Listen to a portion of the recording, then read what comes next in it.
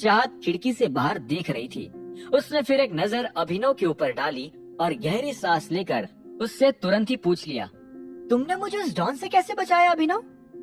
ये सवाल सुनते ही अभिनव का चेहरा पीला पड़ गया था। इस सवाल के जवाब में बहाना बनाना भी मुश्किल था, और अगर वो बना भी लेता तो चाहत के लिए यकीन कर पाना मुश्किल था। अब अभिनव चाहत के सवाल को किस बहाने से टैकल करने वाला था। अगर उसका बहाना नहीं चलता तो क्या वो उसे अपनी असलियत बता देगा? अभिनव बलराज से बात करके आखिर ऐसे किस तरह की सजा डॉन को दे सकता था जो उसके हिसाब से मौत से भी बदतर थी? क्या होंगे इन सभी सवालों के जवाब? जानने के लिए सुनते रहिए आगे।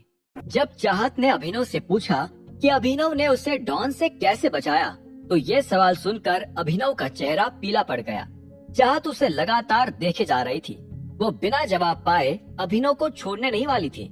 हालांकि अभिनव को ये जानकर अच्छा लग रहा था कि वहाँ डॉन और रंजन के साथ अभिनव की जो भी बात हुई, चाहत ने उसमें से कुछ नहीं सुना था।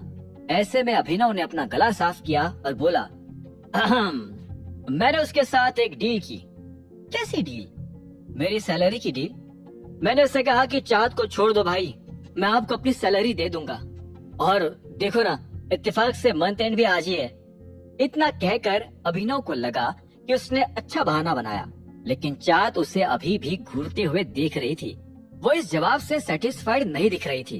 ये अभिनव का भ्रम था कि चाहत ने कुछ नहीं सुना, लेकिन चाहत काफी कुछ सुन चुकी थी, और अभिनव अभी जो कह रहा था वो उससे बिल्कुल अलग था जो चाहत ने अपने कानों से सुना था।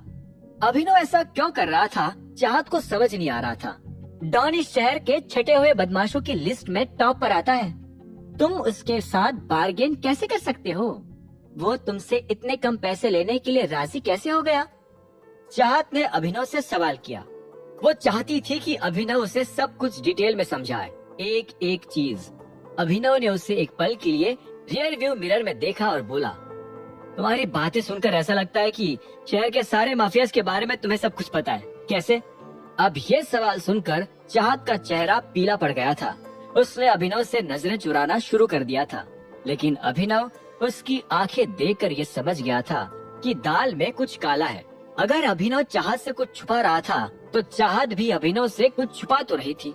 अभिनव ने चाहत के मन की तह खोलने के लिए कहा, तुम दिग्पाल सिंगावत को भी जानती हो क्या, और टाइगर को? इस सवाल के जरिए अभिनव ने चाहत को भी आगे कोई सवाल करने से रोक लिया था। चाहत ने खिड़की के बाहर देखते हुए कहा, ऑफ कोर्स, ये दोनों शहर की नहीं बल्कि देश के सबसे बड़े माफियाज हैं। इन दोनों के बारे में कौन नहीं जानता? ये सुनते ही अभिनव मुस्कुराया और बोला, लेकिन तुम इन दोनों से ज्यादा और ज्यादा लोगों को जानती हो, जिन्हें और कोई नहीं जानता, नहीं? अभिनव चाहत के पीछे पड़ चुका था। ऐसे में चाहत ने एक गहरी सांस ली और बोली, फाइन, मैं इस दुनिया के बारे में इतना कुछ इसलिए जानती हूँ क्योंकि मेरी माँ भी माफिया वर्ल्ड का हिस्सा हुआ करती थी, लेकिन उन लोगों ने मेरी माँ को मार डाला।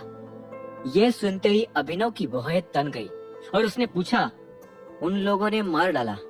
पर क्यों? मुझे नहीं पता, मैं तब बहुत छोटी थी। उन्हें मरे 18 साल हो गए हैं। ये सुनते ही अभिनव का दिमाग घूम गया।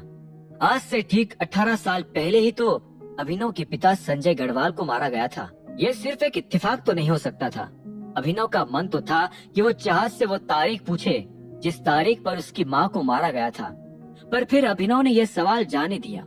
चाहत के उदास चेहरे ने अभिनव को यह सवाल करने से रोक लिया था। उसने मुस्कुराते हुए कहा, हम लोग पहुँच गए हैं। चाहत भी उस जगह को देखकर खुश हो गई। जैसे ही वो गाड़ी से नीचे उतरी तो उसने कहा, तुमने मेरे लिए इतना कुछ किया अभिनव, इसीलिए बिल मैं पे करूंगी। अभिनव ने खुशी खुशी हाँ में सिर हिलाया और दोनों बार के अंदर चले गए। वहाँ उन्होंने कुछ नॉन अल्कोहलिक ड्रिंक्स मंगवाई और दोनों फिर से एक दूसरे से बातें करने लगे। दोनों को बातें करते हुए वक्त का पता ही नहीं चल रहा था, लेकिन इसी बीच अभिनव का फोन बजा और उन दोनों की बातों का सिलसिला टूट गया। ये अनन्या का फोन था। अभिनव की नजर सीधी घड़ी पर गई और उसने देखा कि रात के 11 बज गए थे। अभिनव ने फोन उठाया और बोला, हाय अनन्या, कहाँ हो तुम? मैं अक्रम्स रेस्टोरेंट एंड